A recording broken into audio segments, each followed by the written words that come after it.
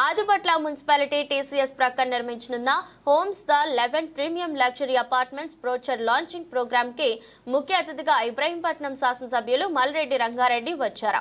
Apartment లో కొనుక్కోవాలి అని ఆలోచించేది ఎక్కువగా పేద మధ్యతరగతి వాళ్లే కాబట్టి వీలైనంత వరకు వినియోగదారులకు తక్కువ ధరలకు అమ్మాలని సంస్థ ప్రతినిధులకు చెప్పారు.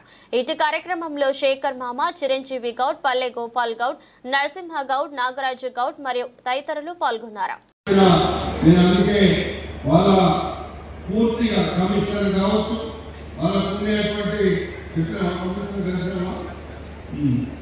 అందుకే ₹1 వచ్చిన నాతో చెప్పిపోయొద్దు, నాతో చెప్పిపిస్తే అలా డబ్బులు ఇవ్వద్దు అని చెప్పి మరి ఈ ప్రాజెక్టుకి అయితే చెప్పిన అదే రేపు జరగాలి. నాగరాజు ఎక్కడైనా డబ్బులు ఇచ్చిందని తెలిస్తే మళ్ళా నాగరాజు కూడా నేను పనిచేయాలి. ఎందుకంటే మనమంతా కూడా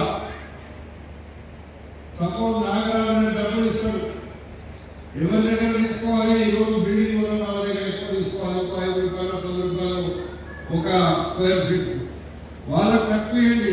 మన ప్రాంతంలో ఉండేటువంటి ప్రజలు కొనుక్కుంటారు, పేదవాళ్ళు కొనుక్కుంటారు. అపార్ట్మెంట్ ఎవరు కొనుక్కుంటారు? మిడిల్ క్లాస్ ఫ్యామిలీస్, పేదవాళ్ళు కొనుక్కునేటువంటిది, ఉన్నవాళ్ళు కూడా కొనుక్కుంటుండొచ్చు.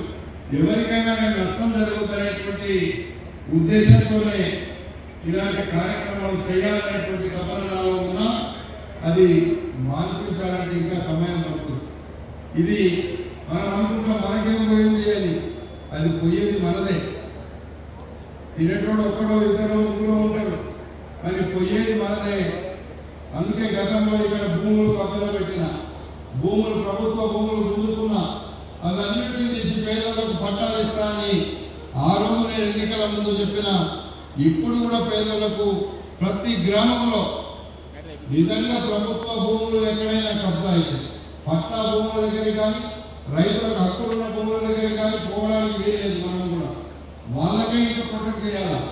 కానీ నిజంగా ప్రభుత్వ భూములను అదిరించి బెదిరించి అధికారం ఉంటేనో చేస్తే తప్పకుండా అందరికీ న్యాయం చేయాలంటే అందరికీ పంచిపెట్టాల్సినటువంటి అవసరం ఉంది.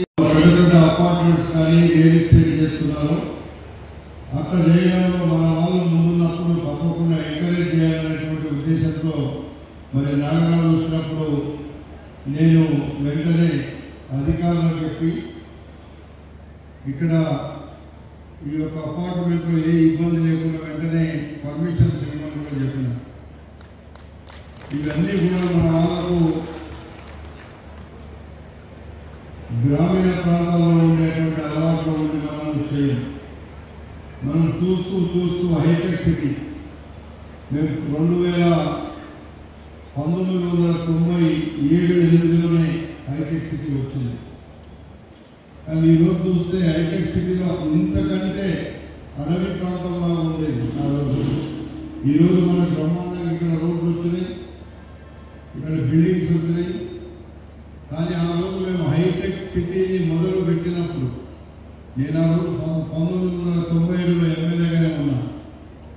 బిల్ క్లింటన్ వచ్చి ఓపెన్ చేసినప్పుడు అది గుట్టల ఏరియాగా ఉండేది. అలాంటి ఏరియా ఈరోజు 2 లక్షల 3 లక్షల రూపాయల గతంగా ఈరోజు అమ్ముతున్నారు.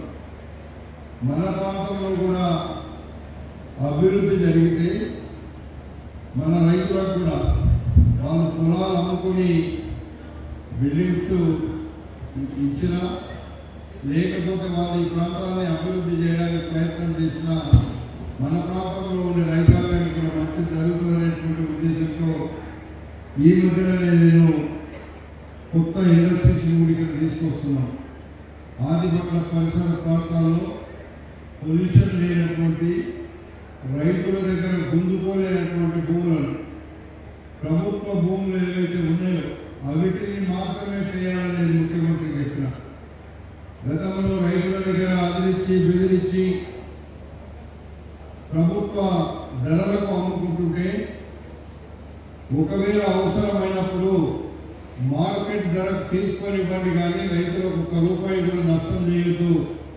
రైతాంగానికి మనము నష్టం చేస్తే గ్రామీణ ప్రాంతాల్లో అది అందరికీ కూడా చెడ్డ పేరు వస్తుందంటే ముఖ్యమంత్రి గారు. నిజంగానే మనం ఎక్కడ కూడా అలాంటి కార్యక్రమం తీసుకోము.